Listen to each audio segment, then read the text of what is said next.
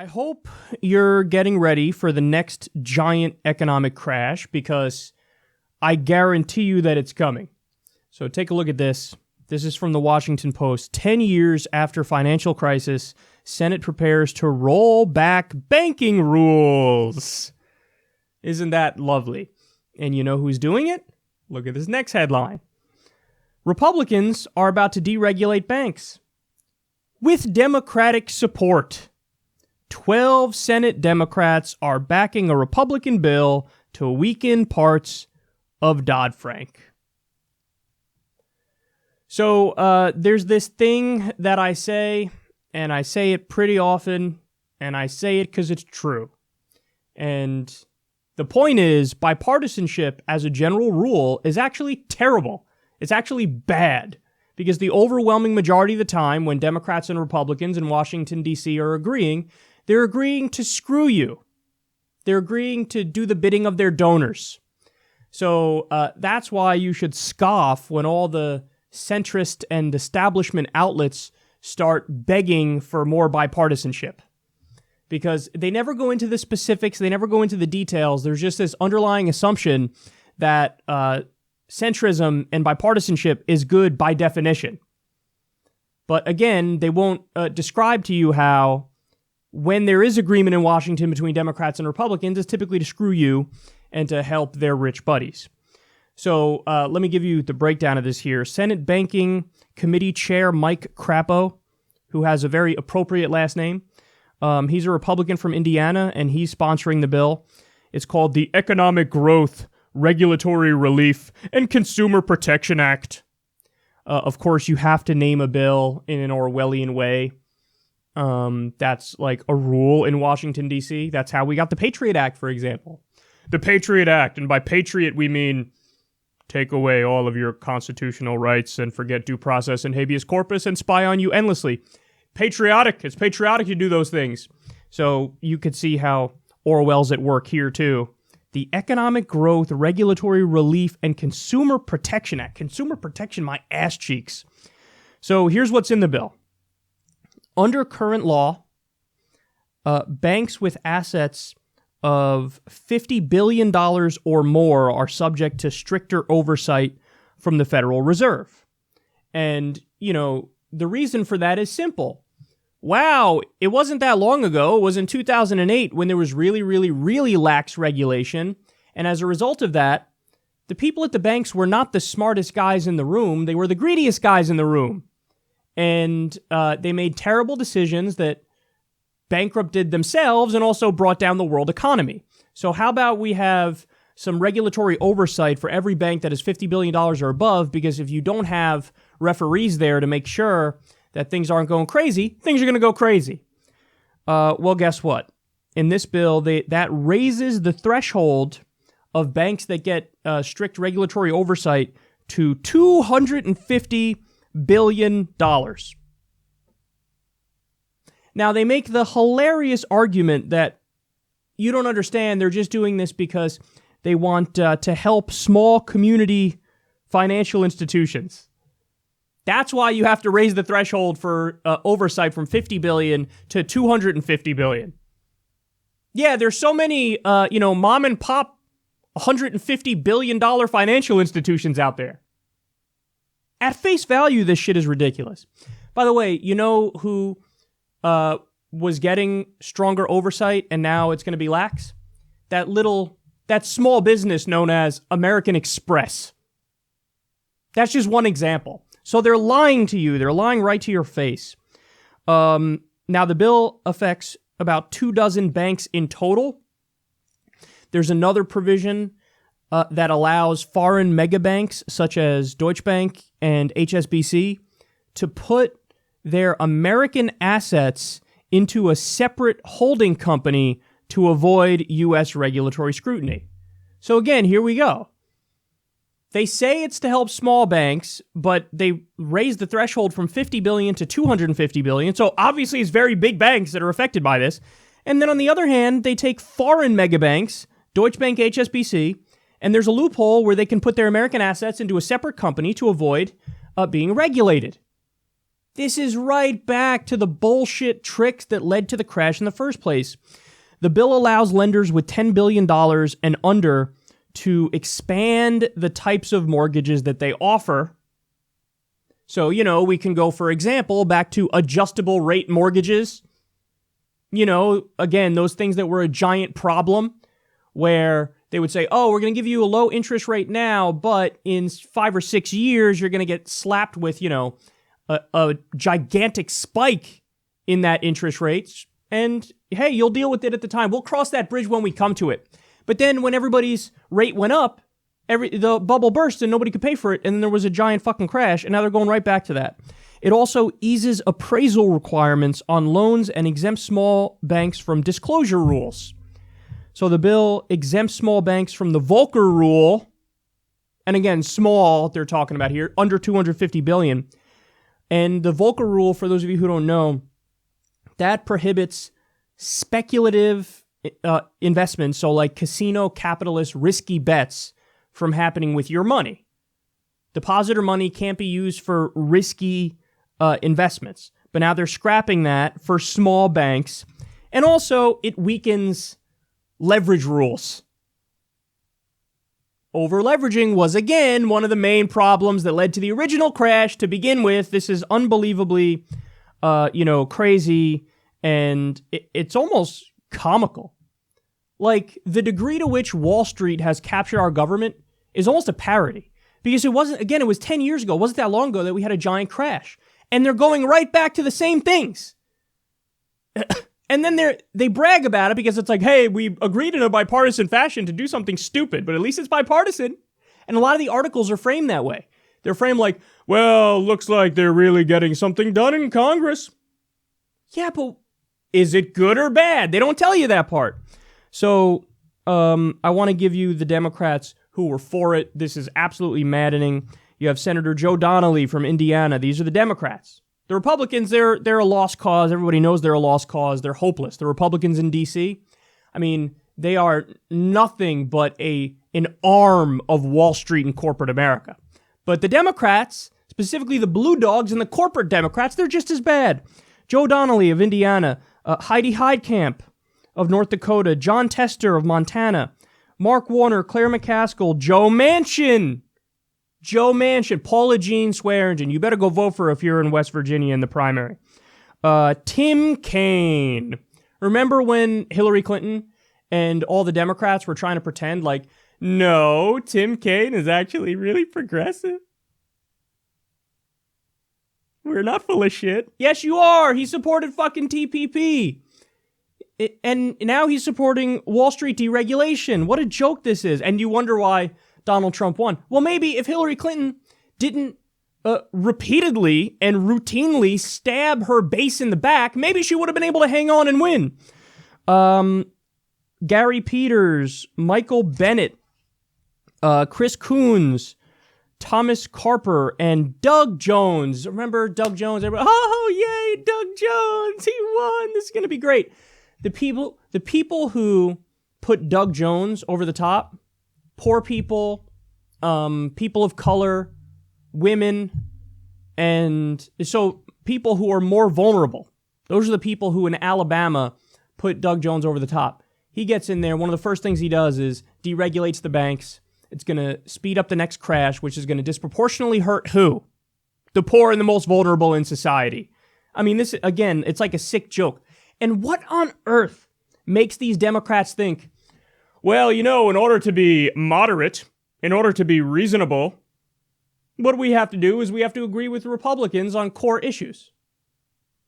No, that's the bullshit philosophy of Democratic strategists who repeatedly lose. They keep losing elections. And now you still think they're geniuses and they're right when they say, well, rural voters in Indiana and moderates want Wall Street to crash the economy again, so you got to do what they want you to do. Who the fuck that voted for Doug Jones was sitting at home going, yes, when are we going to give Deutsche Bank another break? We need to give HSBC a hand up in this crazy economy. By the way, they go on to explain how the banks that they're deregulating, 50 billion to 250 billion, they're not struggling because they have this bullshit argument of like, oh, it's burdensome regulations and they can't function in this situation. Well, no, those banks are doing fine right now. You know who's struggling? Working people. Banks are doing fine. But they take the banks who are already doing really well and they go, well, since things are going okay for them, let's make life even easier for them and deregulate them even more. It's not true that the way to win elections and the way to win moderate voters is to be corrupt. Because that's what this is. This is, hey, we're going to be corrupt and serve our big donors. It's not true that that's what you need to do in order to win elections. In fact, it's the opposite. You have to super serve your base if you're a Democrat if you want to get reelected. Now, who the fuck who voted for Doug Jones is going to run to the polls in the next election when he's up for reelection? All the people who just voted for him, he stabbed them in the back. But in his mind, oh, it's okay because I'll pick up these phantom center-right moderate Republicans. That's not going to happen. The Republicans are going to vote for you under no circumstances, and you just stabbed the people in the back who would have voted for you, your base. So now it's a guarantee that Doug Jones is going to be out in the next election cycle. And when he acts like this, he fucking deserves it.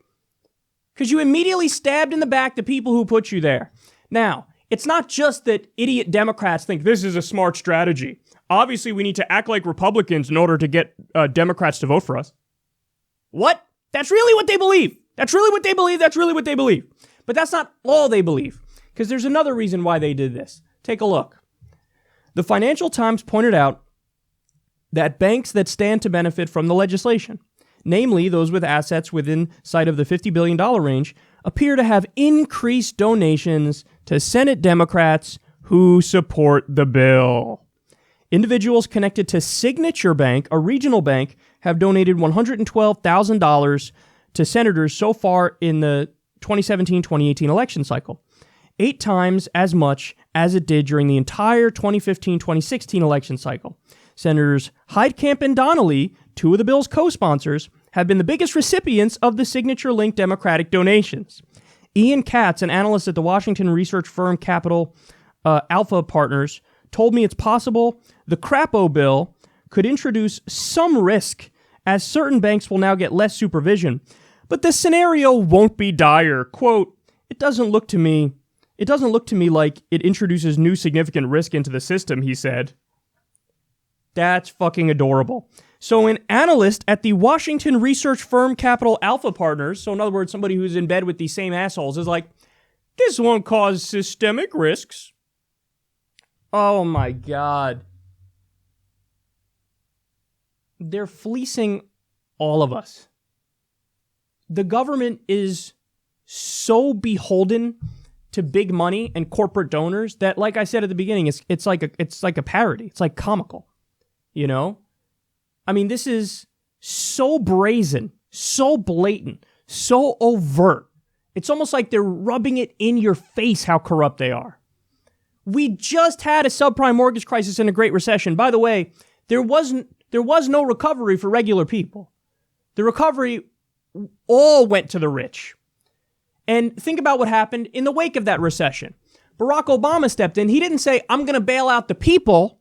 He didn't do that. He said, oh, we're going to bail out Wall Street. So the same people who just crashed the economy and bankrupted their own companies, you run in there with a blank check of taxpayer money, and then they turn around and pay bonuses to the people who made the decisions that crashed the economy and bankrupted their companies. So this is a game. It's a game, and there's no consequences for them. They fucked up in the first place. They got a bonus anyway. Now they're right back to fucking up, and now they got rid of the few rules that were in place that tried to make sure this doesn't happen again. And then when there's another crash, the idiots on CNBC and Fox Business are going to be like, oh, who could have seen this coming? This is so shocking. I see it coming. Anybody with a functioning brain who's not corrupt sees it coming. It's unbelievable. And at the same time this shit is going on, they pass a tax bill where 83% of the benefits of the tax bill go to the top 1%. The bill raises taxes over a 10-year period on everybody making $75,000 a year or less. it cuts corporate taxes from 35% to 21% at a time when corporations are already paying a historically low percentage of the tax burden. Corporations used to pay 33% of the federal tax burden. Now they pay about 9%, and it's going to be less. That burden is shifted onto you. All the while, you get rid of the referees for the richest people who rigged the economy in the first place, speeding up the next crash, and you're going to shoulder the burden of the next crash as well. That's what's going to happen. And half of workers in America make $30,000 a year or less. About 30 million people don't have health care. This is the country that we're living in. And the party that's supposed to be the party of the workers, a dozen of them, just stabbed you in the back for some ridiculous electoral notion of me stabbing the voters in the back is somehow going to help me in the next election, even though it's not. And also they did it for corrupt reasons because they're taking donations from these banks. So there is no party for the workers in America. Because the one thing everybody seems to agree on, actually there's two things everybody seems to agree on, always do what Wall Street wants and always push for more war. Well, we want people who are going to stand up against those things. We want people who are going to fight Wall Street on behalf of workers because those interests are not aligned. If you're on the side of big banks and Wall Street, you are by definition against the workers. So we need somebody who's going to fight Wall Street. We need somebody who's going to fight the military-industrial complex. We're bombing 8 different countries right now. Talk to a random dude in Kentucky. You know, he's just trying to keep his fucking lights on and pay the water bill. Meanwhile, we're spending billions, untold billions of dollars overseas. Who in Niger is a threat to that dude in Kentucky? They're not. So stop wasting our money there. Our infrastructure gets a grade of D+. Let's rebuild here at home. Let's make our infrastructure get an A+. Let's do a New Deal and put people to work. But no. Your government is too busy representing big banks and lying right to your face. Oh, we're only doing this to help community banks. Really? What's your definition of a community bank? Well, we're going to get rid of the regulations for if they have $249 billion. That doesn't sound like a community bank to me, bitch. This is unconscionable, man. The Democrats should be fucking ashamed of themselves. And then, listen, you know what another result of this is? You're rolling the dice in the next election. It would be a guaranteed blue wave if Democrats ran on policy issues and were serious about it. Imagine if every Democrat got on the same page and said, here's our agenda. Medicare for all, free college, living wage, end the wars, legalize marijuana, universal background checks on gun purchases. Democrats can run on any individual issue and have a blue tsunami, the likes of which we've never seen. But they're not doing that. They're talking about fucking Stormy Daniels. They're talking about Russia nonstop, and they're deregulating the banks. And so now what you're doing is you're rolling the dice in the next election. There still might be a blue wave, but that blue wave would be an accident. It would just be a Trump backlash. And the wave isn't going to be worth much if you get a bunch of Democrats elected, and then those Democrats keep agreeing to do right-wing policies like deregulating the banks. If that blue wave is not really a blue wave, it's a blue wave in name, but center-right politicians get elected, corporatists get elected, then what's the point of the blue wave in the first place? Because you're going to get right-wing policies at the end of the day anyway. So they're rolling the dice here for the re-election because they continue to stab regular people in the back and do the bidding of their donors. So this is one of the saddest things I've ever seen. We've learned nothing from history. We just had a crash because of these policies, and we're going right back to these policies. And as they implement them, they're bragging about it. We did something in a bipartisan way. Sure, the bipartisan bill is the stick a broom up your mother's ass act, but hey, at least it's bipartisan, and bipartisan means we're working together, and working together is by definition good. So shut up and cheer us as we do the bidding of our donors. No, we're not going to do that. We're going to fight back against you because both parties are wholly bought and owned by the banks.